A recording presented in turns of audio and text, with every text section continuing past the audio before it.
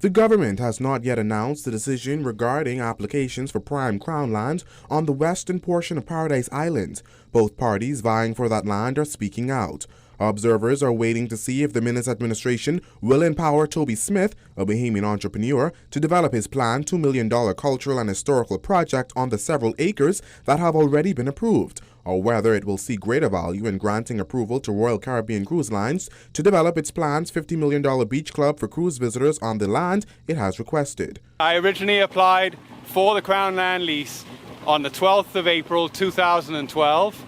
I waited 6 years. And around, I think it was either May or October of 2018 is when I received a memo of understanding from the Bahamas Investment Authority. Smith, who is the principal of Paradise Island Lighthouse and Beach Club Company Limited, said he has been eyeing the land near the dilapidated 200-year-old Paradise Island Lighthouse for years now and has a plan to restore it as well as develop a beach club on property along the nearby pristine Colonial Beach. In total, Smith has received approval for 5 acres of land, which reportedly is a 17-acre site, but Royal Caribbean wants all the land, the Nassau Guardian understands. Smith said he only learned about the cruise line's interest in the land about a month ago. I asked the Prime Minister the status of the signing of my Crown Land lease, and he told me, Toby, I'm not about to compromise the terms of your deal with Carnival or RCL or any other cruise line for that matter.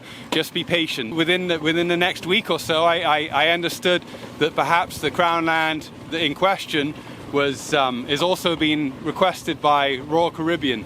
So when I first got wind that Royal Caribbean were interested in it was after I'd already signed the lease and before it was basically out in the public domain, which was about 4 weeks ago.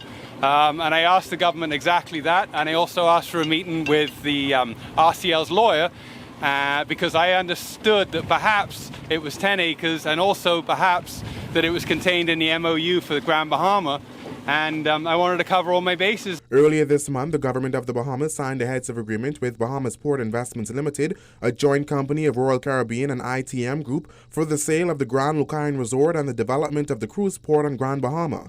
Royal Caribbean Cruises Vice President of Government Relations Americas, Russell Benford, told the Nassau Guardian on Thursday that the Crown Land talks and the Grand Lucayan negotiations have been separate. There's 2 different projects. So we've looked at multiple projects over the years. The 2 that have come to fruition, I can tell you there have been more than 2 that we looked at. The 2 that have come is obviously we looked at the Lucayan, and at some point we added the port. And we talked to Hutchinson about that, so that project is a lot bigger. The Paradise project we've been working on for a very long time, a couple of years. RCI is planning a $50 million attraction called the Royal Beach Club, which is slated to open in late 2022 on Paradise Island. Benford could not say what type of impact Smith's project would have on RCI's plans. However, he insisted they are not ruling out a collaboration. Typically, when we're collaborative in nature. I mean, we really want to work with everybody, involved to make sure that whatever project we undertake is beneficial to as many people as possible.